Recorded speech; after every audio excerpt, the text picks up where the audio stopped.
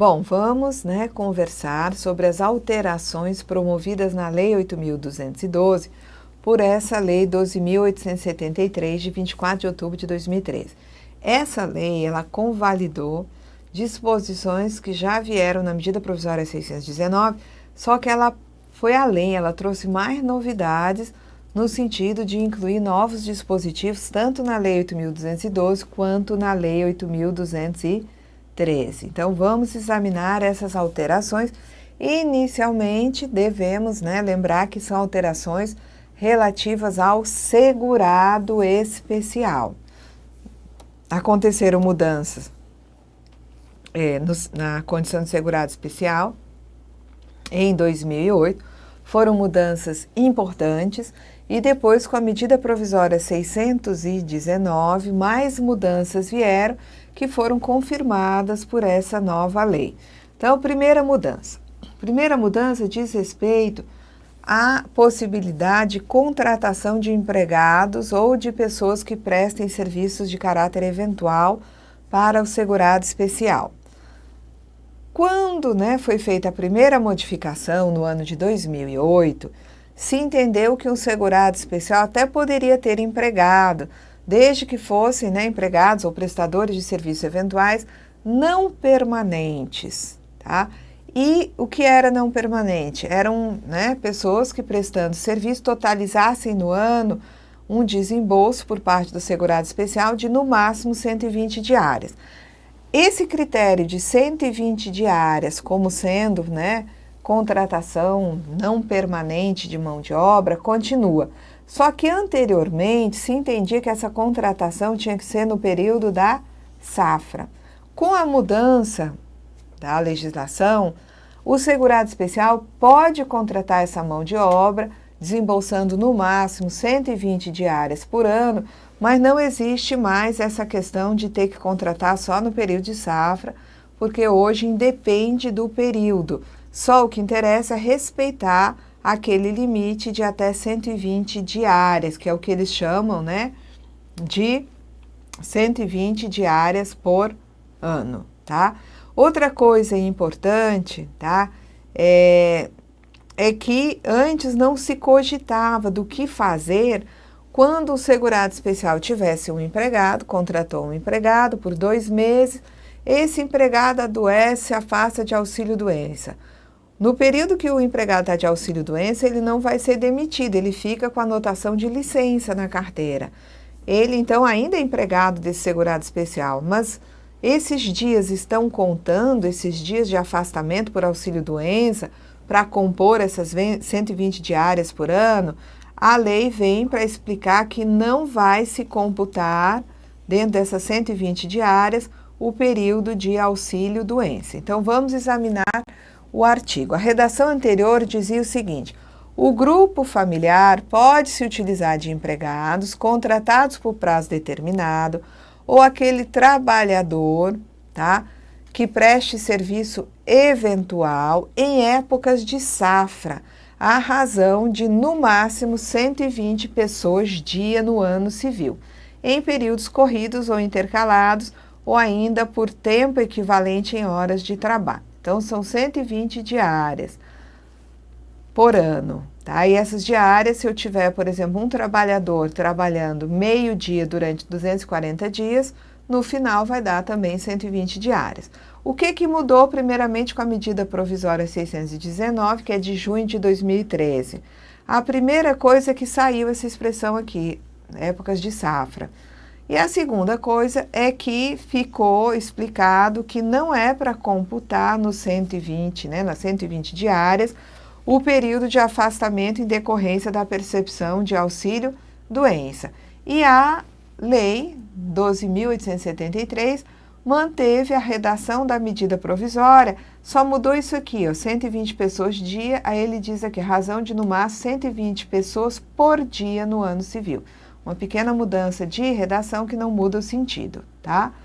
Bom, o inciso 6 só teve uma alteraçãozinha, porque ele era o último inciso aí do parágrafo 9º, e aí agora o parágrafo 9º passa a ter um inciso 7. O que acontecia antes, tá? Segurado especial é aquele que exerce atividade de produção rural. O que é produção rural?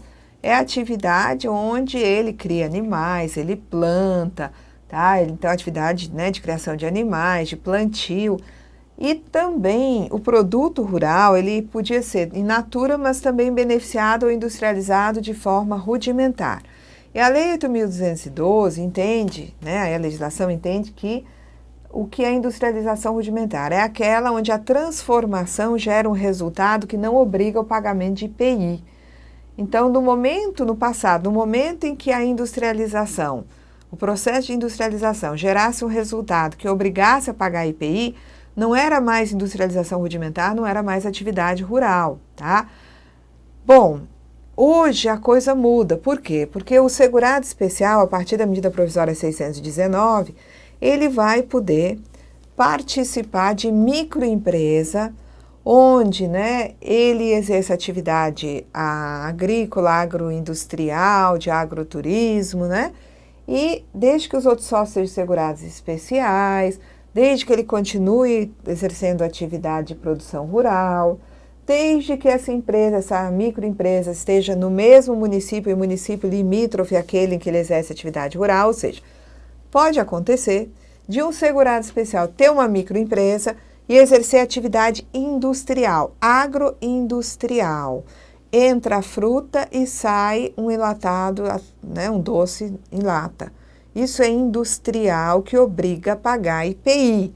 E porque agora esse segurado especial gerou um produto na microempresa que tem atividade agroindustrial que obriga a pagar o IPI, ele não é mais segurado especial? Não, não acontece isso. Então, houve uma mudança, tá? Hoje ele pode ter atividade agroindustrial lá na sua microempresa, sem perder a qualidade de segurado especial, desde que obedecidas todas as condições legalmente previstas nessa microempresa, tá? Então, hoje se admite que além da industrialização rudimentar, ele também, né, exerce atividade de industrialização, tá? Na sua microempresa com atividade agroindustrial. E aqui, nessa daqui, vai ter pagamento de IPI. Aqui não, porque industrialização rudimentar, tá? Não tem IPI. Mas nessa outra atividade aqui agroindustrial, ele vai pagar IPI e não vai deixar de ser segurado especial. Então, aqui diz o seguinte, tá? Parágrafo 9º. Não descaracteriza a condição de segurado especial a incidência do IPI sobre o produto das atividades desenvolvidas na microempresa da qual ele seja sócio ou empresário individual. Bom, no que diz respeito ao exercício de outra atividade remunerada, foi liberado desde 2008, tá? Um período de até 120 dias por ano. Só que no passado ele podia ser empregado, né, exercendo, portanto, atividade remunerada diversa daquela da produção rural em regime de economia familiar, por no máximo 120 dias dentro do ano, mas só no período de entre-safra ou de defeso. Hoje, ele pode exercer atividade remunerada outra por no máximo 120 dias por ano, mas em qualquer período. Não tem mais esse condicionante de que essa atividade seja exercida só na entre-safra ou no defeso. Então, o que a redação anterior dizia? Não é segurado especial membro de grupo familiar que possui outra fonte de rendimento, exceto se decorrente, um dos casos era o exercício de atividade remunerada em período de entre-safra ou de defeso, não superior a 120 dias corridos ou intercalados no ano civil. Hoje, não descaracteriza a condição dele de segurado especial, tá? O rendimento que ele obtenha, né, não deixa de ser segurado especial se ele obtiver rendimento do exercício de atividade remunerada em período não superior a 120 dias, corridos ou intercalados no ano civil. E tirou isso daqui. Não tem mais esse condicionante de que a atividade só possa ser exercida durante o período de entre-safra ou de defeso. Bom, antes o segurado especial não podia ser empresário individual ou sócio de empresa, não importa qual fosse o tipo de empresa. Hoje, o segurado especial continua não podendo ser sócio de uma EPP, sócio de uma empresa que não seja ME do Simples, ele não pode ser sócio de uma sociedade por ações, enfim. O segurado especial, ele só vai poder ser sócio de microempresa ou empresário individual numa microempresa, mas já é uma mudança, porque antes até o fato dele ser, né, sócio de uma microempresa com atividade rural, de agroturismo, já o excluía da condição de segurado especial. Então, hoje ele pode ser empresário individual ou sócio de ME, obedecidas as condições previstas no parágrafo 14 do artigo 12. Muito bem. Então, né, vamos dar uma lida aqui. Antes, dizia assim, o segurado especial fica excluído dessa categoria a contar do primeiro dia do mês em que ele se enquadrar em qualquer outra categoria de segurado obrigatório do regime geral, salvo se ele for vereador, salvo se ele exercer atividade pelo período máximo de 120 dias, salvo se ele for dirigente cooperativa de segurados especiais. Bom, o que acontece, tá? Salvo também se ele for, né, dirigente sindical. O que acontece hoje? Além de ter exceção dele poder, né, ter atividade no período de até 120 dias no ano, né, atividade como vereador, todas essas que já eram permitidas, ele também pode ser sócio ou empresário individual numa microempresa de atividade, né, rural, atividade rurícola, atividade agroindustrial ou de agroturismo, tá bom? Então, vamos lá, isso foi mantido pela Lei 12.873. Bom, o segurado especial, ele fica, né, excluído dessa categoria a contar do primeiro dia em que ele se tornar segurado de outro regime. Isso não mudou, continua igual, só que aqui apareceu um Ezinho, por quê? Porque passou a ter o parágrafo 11, inciso 1, outra linha, tá? Que é a linha D. Aqui são as condições que nós vamos ver. Deixa eu só ver se eu não pulei nada aqui. Opa! Tá aqui a linha D não existia. Essa linha D vai ser exatamente essa situação que referencia o parágrafo 14, tá?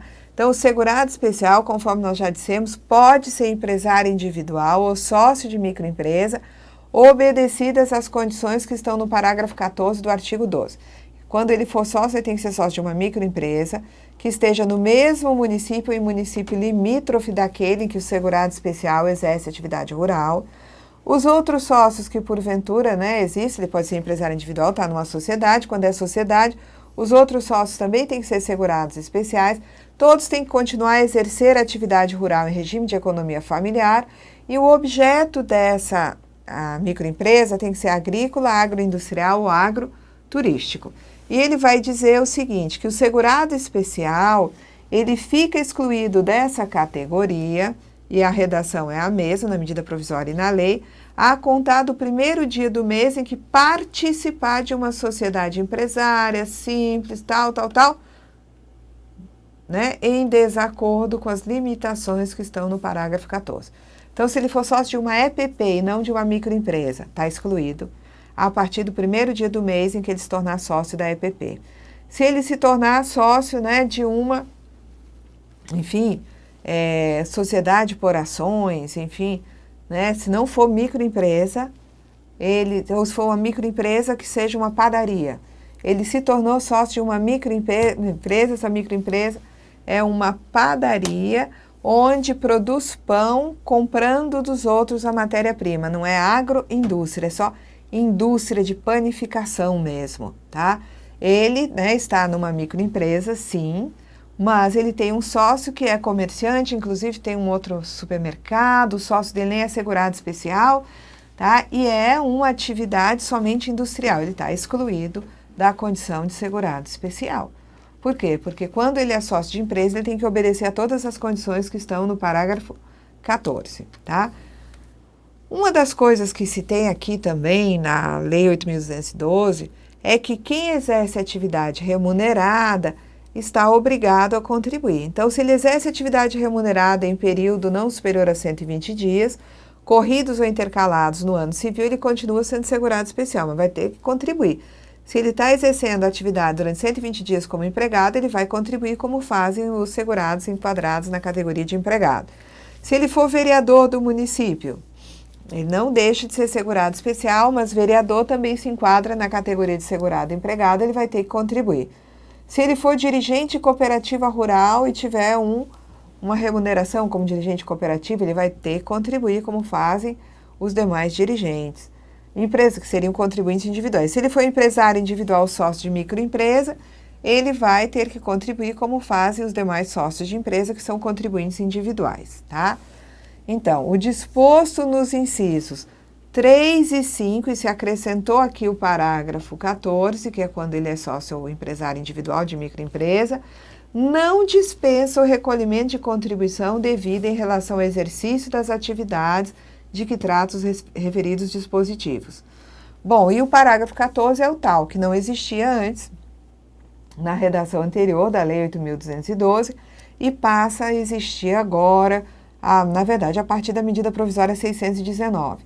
Então, a participação do segurado especial em sociedade simples, como empresário individual ou como titular de empresa individual de responsabilidade limitada, de objeto ou âmbito agrícola, agroindustrial ou agroturístico, considerada microempresa, não exclui dessa categoria previdenciária, desde que ele mantenha o exercício da sua atividade rural em regime de economia familiar, desde que a pessoa jurídica componha-se apenas de segurados de igual natureza e essa pessoa jurídica se sedie no mesmo município e município limítrofe àquele em que o segurado especial desenvolve suas atividades, tá?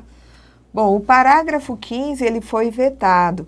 Essa ideia de que o segurado especial, a partir do próximo ano, poderá ser sócio ou empresário individual quando se tratar de microempresa, a ideia do parágrafo 15 era estender esse tratamento para situações pretéritas.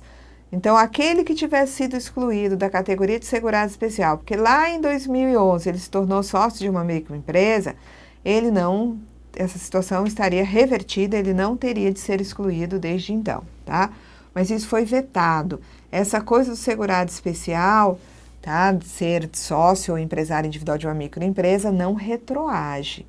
É a partir da produção de efeitos previstas na lei.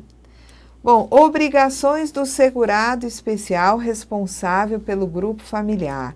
A Lei 8.212 passou a ter um artigo 32C, onde o segurado especial está obrigado a informar fatos geradores, bases de cálculo e contribuições previdenciárias, FGTS por meio de sistema eletrônico com entrada única de dados. E está obrigada a efetuar os recolhimentos das contribuições previdenciárias, daquilo que desconta do empregado, do que ele tenha que pagar sobre a produção rural, do FGTS, em um documento único de arrecadação. Vejam que essa palavra único aqui está se repetindo. Quando a gente estava vendo simples, já tinha recolhimento unificado, documento único, né? Só que no simples ainda ficou uma parte fora do recolhimento unificado. Aqui a gente vai ver que a ideia é colocar tudo num único documento de arrecadação. Então, a Lei 8.212, quando da edição da Lei 12.873, passa a ter aí um outro artigo, que é o 32C, tá? Eu transcrevi aqui para ficar mais legível. O segurado especial responsável pelo grupo familiar que contratar na forma do parágrafo 8º do artigo 12,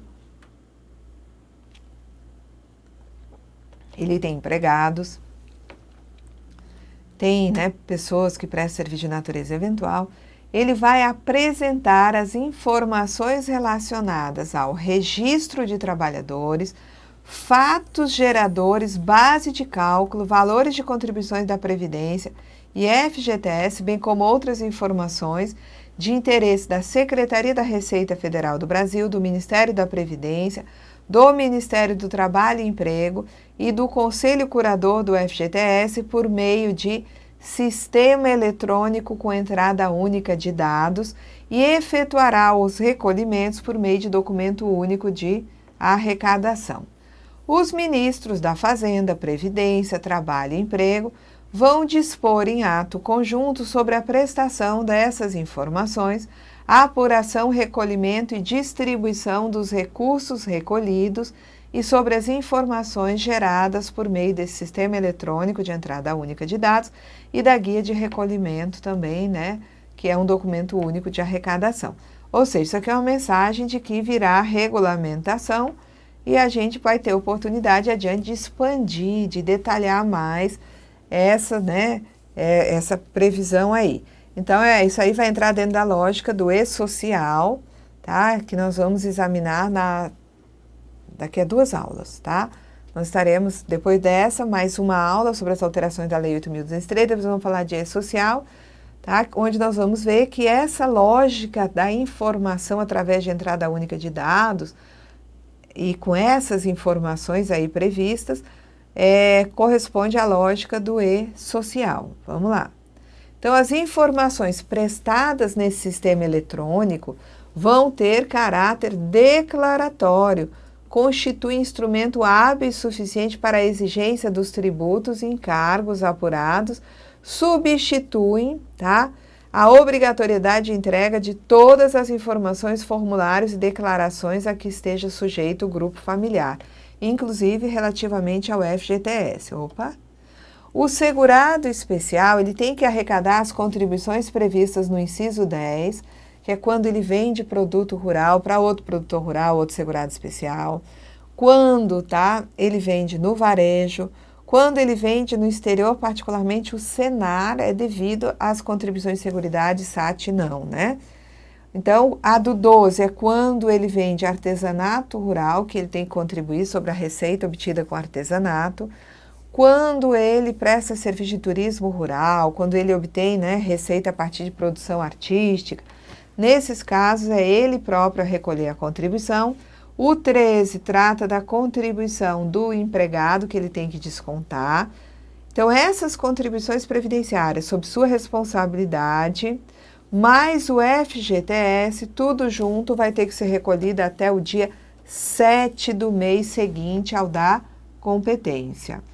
Esses recolhimentos vão ser pagos num documento único de arrecadação, tá? E se o dia 7 cair num dia não útil, vai ser antecipado para o dia útil imediatamente anterior. Os valores não pagos até o dia 7 vão se sujeitar a acréscimos e encargos legais, da mesma forma que está lá na legislação do imposto de renda, tá? Então, como é que funciona aqui?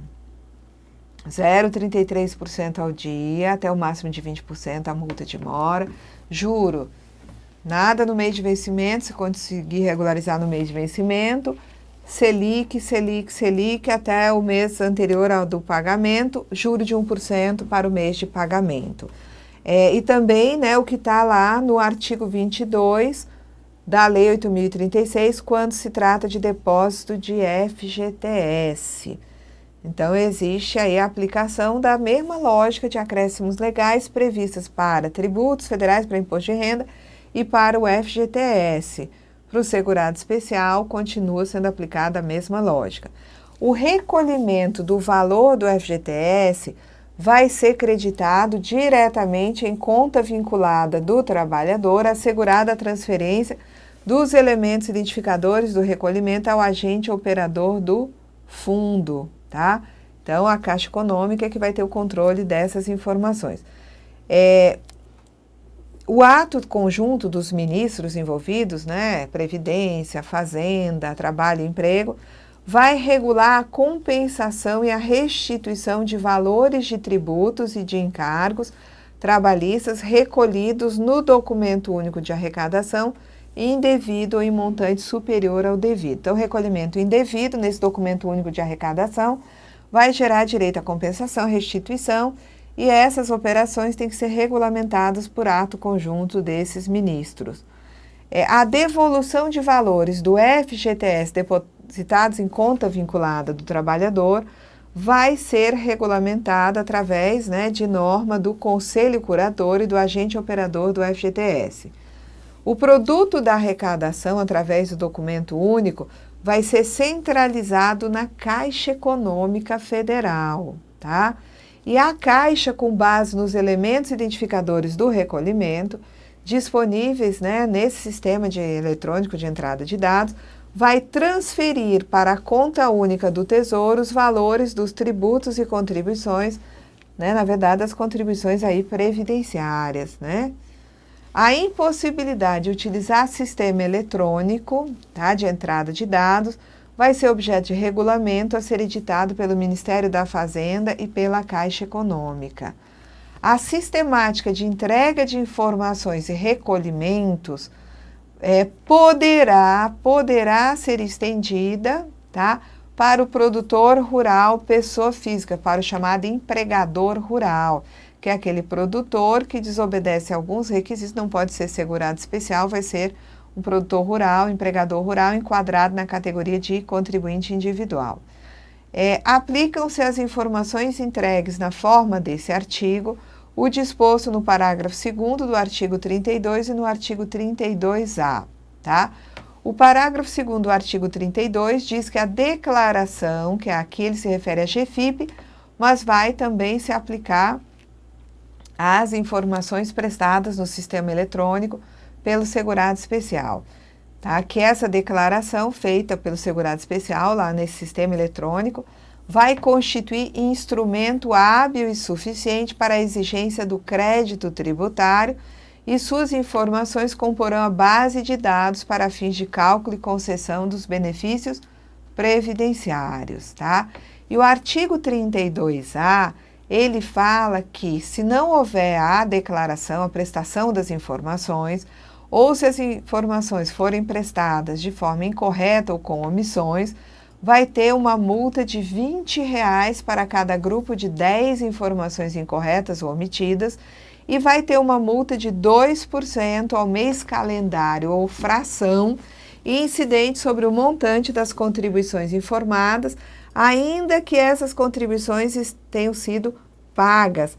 Então, se houver falta de declaração, de entrega da declaração, entrega após o prazo, mesmo que tenham sido recolhidas as contribuições, vai haver aplicação de uma multa de 2% por mês calendário ou fração, calculado sobre o montante das contribuições informadas, tá? Multa essa até o máximo de 20%. E para efeito da aplicação dessa multa, considera-se como termo inicial o dia seguinte ao término do prazo fixado para a entrega da declaração. Então, a declaração tem que ser prestada, né, até o dia 7 do mês seguinte. Se for prestada 6 meses depois, eu vou ter 6 vezes 2%, 12% de multa por conta da não apresentação, da não informação de dados nesse sistema eletrônico de entrada única de dados. A multa pode ser reduzida à metade ou reduzida a 75%, tá? E a multa mínima é de 200 se for omissão de declaração sem ocorrência de fatos geradores e de 500 nos demais casos, tá? Quanto ao artigo 32C, ele entra em vigor no primeiro dia do 7º mês subsequente à data de sua publicação. Então, essa lei é de outubro de 2013, publicada em outubro de 2013, tá? Então, no primeiro dia do 7º mês subsequente à data da sua publicação. Então, vamos lá. 11, 12, janeiro, fevereiro, março, abril e maio. Então, 1, 2, 3, 4, 5, 6, 7. Então, a partir de 1º de maio de 2014, que é o primeiro dia do 7º mês subsequente à data da publicação, tá? O artigo 32C entra em vigor, ok? Vamos lá. Então, aqui encerramos essa aula. Na próxima, estaremos examinando as alterações da Lei 8.213. Até lá.